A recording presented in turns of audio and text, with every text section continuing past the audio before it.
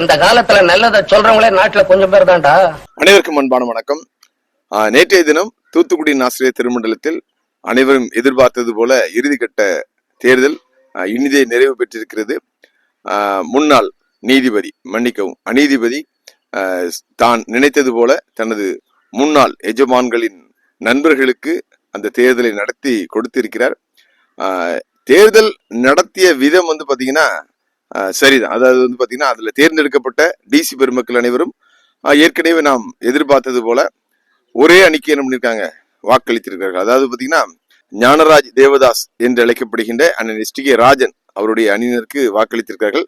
அவர்களுக்கு வாக்களித்திருக்கிறார்கள் என்று சொல்வதை விட முன்னாள் டிஎஸ்எஃப் நிர்வாகத்திற்கு எதிராக வாக்களித்திருக்கிறார்கள் என்றே சொல்லலாம். இதற்கு காரணம் முன்னாள் நிர்வாகத்தினர் பாத்தீங்கன்னா நாம் வலைதளங்களில் எவ்வளவோ பேசியும் தங்களுடைய போக்கை அவர்கள் மாற்றிக்கொள்ளவில்லை. குறிப்பாக இந்த அட்மினிஸ்ட்ரேட்டிவ் கமிட்டி வந்த போது கூட பாத்தீங்கன்னா அவர்கள் இந்த தேர்தலை நடத்த வேண்டும் என்ற ஒரு நிலைப்பாடு அவர்கள் எடுக்கவில்லை. ஒருவேளை அந்த அட்மினிஸ்ட்ரேட்டிவ் கமிட்டி ஒரு 50 நாட்கள் அவர்களுக்கு பாத்தீங்கன்னா தவணையாக கொடுக்கப்பட்டிருந்தது. அப்பவும் நான் சொன்னேன், தயவு செய்து நீங்கள் என்ன பண்ண, உங்களுடைய போக்கை மாற்றி அந்த பழிவாங்குகின்ற நடவடிக்கைகளை விட்டுவிட்டு தேர்தலை நடத்துங்கள் என்று சொன்னேன். ஆனா அவர்கள் கேட்காத காரணத்தினாலும் பாத்தீங்கன்னா முற்றிலுமாக இன்னைக்கு பாத்தீங்கன்னா மக்களின் மதிப்பை இழந்திருக்கிறார்கள் என்று இந்த தேர்தல் நிரூபித்திருக்கிறது. இவர்கள் அதை ஒரு பாடமாக எடுத்துக்கொள்ள வேண்டும். எப்பொழுதுமே வெற்றி தோல்வி என்பது பார்த்தீங்கன்னா வாழ்க்கையில சகஜம். எனவே வாய்ப்பை பெற்றிருக்கிறவர்கள் கர்த்தர் நமக்கு இந்த ஊழிய வாய்ப்பை கொடுத்திருக்கிறார்கள் என்று தான் நினைக்க வேண்டும். வந்த உடனே என்ன பண்ணும், உடனே ஒரு லிஸ்ட் ரெடி பண்ணிடுவாங்க. யார் யாரெல்லாம் எந்த ஐயர்லாம் வழி வாங்கணும், எங்க தூக்கி அடிக்கணும், அடுத்தது எந்த வாத்தியார வழி வாங்கணும்னு சொல்லி எடுப்பாங்க. ஸோ அந்த போன்ற ஒரு நினைவுகளை நீங்கள் உங்களுடைய உள்ளத்தின் ஆழத்தில் இருந்தாலும் எடுத்து போட்டு விடுங்கள். ஏன்னா காரணம் என்னமோ மன்னராட்சி கிடையாது, இது மக்களாட்சி. ஸோ தேர்ந்தெடுக்கப்பட்ட டிசி பெருமக்கள் அனைவரும் பாத்தீங்கன்னா அந்த ஆட்சி மோசமாக இருந்தது, வருகின்ற ஆட்சி நன்றாக இருக்க வேண்டும் என்ற ஒரு எண்ணத்துல தான் உங்களுக்கு வாக்களித்திருக்கிறார்கள். எனவே அதை நீங்கள் மனதில் கருத்தில் கொண்டு செயல்பட வேண்டும். அடுத்தது பாத்தீங்கன்னா இப்பொழுது டிசி பெருமக்களால் தேர்ந்தெடுக்கப்பட்டாலும் இந்த தேர்தலை பாத்தீங்கன்னா நீதிபதி ஐயா அவர்கள் இந்த அளவுக்கு அவசரமாக நடத்திருக்க வேண்டாம் என்பதுதான் இப்பொழுது எனது கருத்து. காரணம் நான் சொன்னது போல இந்த கோர்ட்டு கேஸ் தொடர்ந்து வந்துகிட்டே இருக்குது. இன்றைக்கும் மதுரையில பாத்தீங்கன்னா ஏற்கனவே கடந்த டிசம்பர் மாதம் தள்ளி வைக்கப்பட்ட அந்த வழக்கு விசாரணையானது நீதிபதி ஜெயச்சந்திரன் அவர்கள் முன்னாள் இன்னைக்கு வருது. ஸோ அதுல என்ன ரிசல்ட் வருதுன்னு பார்க்கணும். அது போல நாளைய தினம் பாத்தீங்கன்னா சென்னை உயர்நீதிமன்றத்துல சாயர்புரத்தை சேர்ந்த அண்ணன் ராஜேஷ் ரவிச்சந்தர் அவர்கள் அந்த தொடுத்திருந்த வழக்கு வருகிறது. அதுல என்ன தீர்ப்பு வருதுன்னு பார்க்கணும். இவ எல்லாத்தையும் பார்த்து விட்டு ஒரு 3 மாசம் என்ன பண்ணிருக்கலாம், டைம் எடுத்துக்கலாம்.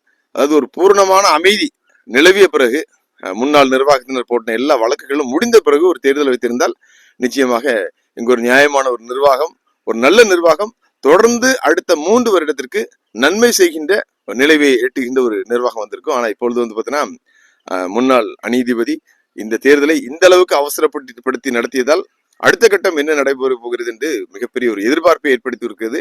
இப்ப நிறைய கூட என்ன சொன்னாங்க, நீதிபதி உங்களுக்கு ரொம்ப க்ளோஸ் தானே சொன்னாங்க. யார் குற்றம் செய்தாலும் நெற்றிக்கண் துடைப்பினும் குற்றம் குற்றமே என்ற நிலையிலிருந்து பிரம்பு சேனல் ஒருபோதும் மாறப்போவதில்லை. நேற்றைய தினம் தேர்ந்தெடுக்கப்பட்ட ட்ரெஷரராக இருக்கட்டும், அது போல அனைத்து நபர்களாக இருக்கட்டும், என்னிடம் நட்பாக இருந்தவர்கள் இப்பொழுது நட்பாக தான் இருக்காங்க. அதுக்காக அவருடைய செயல்பாடுகளை நான் என்ன பண்ண மாட்டேன், ஆதரிக்க மாட்டேன். அவருடைய தவறான செயல்களை நான் சுட்டி காட்டுவதற்கு தயங்க மாட்டேன். குறிப்பாக பாத்தீங்கன்னா நேற்று வெற்றி பெற்றிருக்கின்ற ட்ரெஷரர் அண்ணன் டி.கே.எம். ஜான்சன் அண்ணன் அவர்கள் பாத்தீங்கன்னா அவருக்கு ஓட்டு உரிமை கிடைக்கவில்லை என்று ஆசிரியத்தில் நான் அவரை முதலாக நேரில் சந்திக்கும் பொழுது, அதாவது நீதிபதி அவரிடம் போராடி தோற்று தலை குனிந்து நம்ம டென்ஷன்ல வெளியே வந்திருந்தாங்க. அதற்கு பிறகு நான் என்ன பண்ணேன், நீதிபதி ஐயாவுடைய பேசினேன். அடுத்த நாளும் பேசி ஐயாட்ட ஒரு வார்த்தை சொன்னேன். டி.கே.எம். ஜான்சன் அண்ணன் அவர்கள் பாத்தீங்கன்னா ஒரு ஆல்டர்னேட்டிவ் டீம், அதுக்கு பாத்தீங்கன்னா அவரை நாங்கள் என்ன பண்றோம், தலைவராக நான் கொண்டு வரேன், அண்ணனுக்கு நீங்க ஓட்டு கொடுன்னு சொன்னேன். அண்ணன் என்ன சொன்னாங்கன்னா, எனக்கு ஓட்டே கிடைக்காது, அவ்வளவுதான், இவர் சொதப்பிட்டு வந்தாள் அப்படின்னு சொன்னாங்க. பட் நான் அடுத்த நாளே என்ன பண்ணேன், போன்ல பேசி அண்ணனுக்கு என்ன பண்ணேன், ட்ரிபியூனல்ல ஓட்டு வாங்கி கொடுத்தேன். அண்ணன் மறக்க மாட்டாங்க. அது போல பாத்தீங்கன்னா எங்களுடைய மீட் பேக்கின் செயலாளராக இருந்த அண்ணன் எபனேசர் மங்களராஜ் அவர்களும் பாத்தீங்கன்னா எந்த அளவுக்கு போராடி அந்த காலையில பாத்தீங்கன்னா அதுக்கு முந்தின நாள், அந்த தேர்தல் நடக்கிறதுக்கு முந்தின நாள் வரைக்கும் பாத்தீங்கன்னா அண்ணன் தேர்ந்தெடுக்கிறதுக்கான வாய்ப்பு எதுவுமே இல்லாம இருந்துச்சு. அண்ணன் என்று சொன்னாங்க. அதுக்கப்புறம் பாத்தீங்கன்னா அன்றைய நாள்ல தேர்தல் நடத்தி கொடுத்த அண்ணன் தேவா கேப்ரியல் ஜெபராஜன் அண்ணன் சொல்லி அதற்கு பிறகு ஒரு நாள் ஃபுல்லா உட்காந்து போராடினாங்க. சில விஷயங்கள் செய்தாங்க. செய்ததுக்கு பிறகு தான் என்ன பண்ணோம், அடுத்த நாள் பாத்தீங்கன்னா தேர்தல் நடத்த முடியல. அங்க இருக்கின்ற நம்ம ஜெயக்குமார் ஜாலி அவர்கள் பாத்தீங்கன்னா தேர்தல் நடத்த விடாத அளவுக்கு சில விஷயங்கள் பண்ணாங்க. அதற்கு பிறகு மதியம் 12 மணிக்கு தான் என்ன பண்ணுச்சு, தேர்தல் ஆரம்பிச்சது. அதுக்கு காரணம் வந்து பாத்தீங்கன்னா அண்ணன் தேவா கேபிள் அவர்கள் அங்கே நடந்த அந்த பிரச்சனைகளை சீர் செய்து தேர்தல் நடத்தி வைத்தார்கள். அதனால இன்னைக்கு பண்ணிருக்காங்க. 2 பேருமே வந்து பாத்தீங்கன்னா திருமண்டல் மீட்பு இயக்கத்தின் தலைவராக செயலாளராக இருந்தவர்கள் தான். ஆனாலும் பாத்தீங்கன்னா தலைவர் என்று DKM ஜான்சன் அவர்கள் எங்கேயுமே சொல்லல. அதுதான் எங்களுடைய வருத்தம். அண்ணன் வந்து பாத்தீங்கன்னா இந்த பொருளாளர் பதவி அவர்களுக்கு பெற்றதே வந்து பாத்தீங்கன்னா திருமண்டல மீட்பு இயக்கத்தின் சார்பாக SK ராஜன் அண்ணனுடைய அந்த டீம்ல என்ன பண்ணாங்க, ஒரு உடன்படிக்கை செஞ்சாங்க. அதன்படி திருமண்டல் மீட்பு இயக்கத்தின் தலைவருக்கு தான் கொடுத்திருக்கு. ஸோ அதனால பார்த்தீங்கன்னா DKM ஜான்சன் அண்ணனுக்கு கொடுக்கல. ஸோ அது எல்லாம் மறந்துட்டாங்க. ஸோ அதனால தான் பார்த்தீங்கன்னா அவர்கள் வந்து இப்பொழுது தாங்கள் SK ராஜன் என்று அழைக்கப்படுகின்ற ஞானராஜ் தேவதாஸ் அவருடைய அணியில் வெற்றி பெற்றதாக சொல்லியிருக்கிறார்கள். இந்த உலகம் அப்படித்தான் இருந்தாலும் பரவாயில்லை. திருமண்டல் மீட்பு இயக்கம் எந்த தொய்வுமின்றி தொடர்ந்து இயங்கும். இந்த 2021ஆம் ஆண்டு நிகழ்வு மீண்டும் வந்துவிடுமோ என்று எனக்கு நினைக்க தொடுகிறது. காரணம் வந்து பார்த்தீங்கன்னா 2021ஆம் ஆண்டு DSF அணியினர் வந்து என்ன வெற்றி பெற்றார்கள். ஆனால் அன்றைய தினம் வந்து பார்த்தீங்கன்னா பேராயராக இருந்தவர் பார்த்தீங்கன்னா ஞானராஜ் தேவதாஸ் என்று அழைக்கப்படுகின்ற SK ராஜனுடைய ஆள் அவங்க கையில் இருந்தனால பார்த்தீங்கன்னா கடைசி வரைக்கும் கமிட்டி அமைக்கல. அதுபோல இந்த மேனேஜர்லாம் பார்த்தீங்கன்னா வெற்றி பெற்ற அணிக்கு கொடுக்காம நமது SK ராஜன் அண்ணன் தான் கொடுத்தாங்க. ஸோ அதனால பார்த்தீங்கன்னா ஏராளமான குழப்பங்கள் இருந்துச்சு. 2 மேனேஜர், 2 கரஸ்பாண்டன்ட். ஸோ அதனால சம்பளம்லாம் நின்றுச்சு.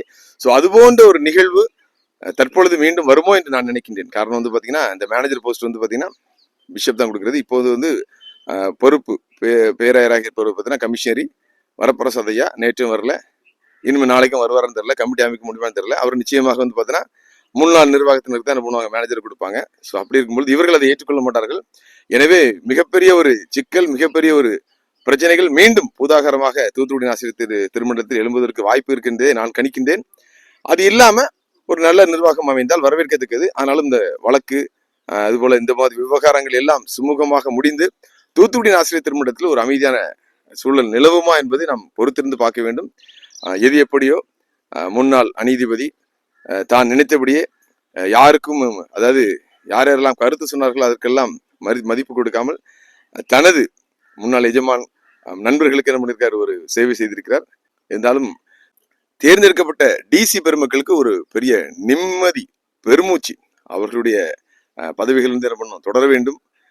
திருமண்டலம் எங்கும் ஒரு அமைதியான ஒரு நல்ல சூழல் நிலவ வேண்டும் என்பதுதான் நானும் விரும்புகின்றேன். தூத்துக்குடி ஆசிரியர் திருமண்டல மீட்பு இயக்கமும் விரும்புகிறது. எனது வலைதளமும் தொடர்ந்து எந்த சமரசமும் இன்றி தவறு செய்கிறவர்களுக்கு எதிராக பிரம்பு தனது சுழற்சியை சுழற்றும். அனைவருக்கும் நன்றி. சொல்றவன் சொந்த வாழ்க்கைய பத்தி எல்லாம் கிளறி பார்க்காதே. அவன் சொல்றதுல அறிவுக்கு பொருத்தமா இருந்தா நடங்க.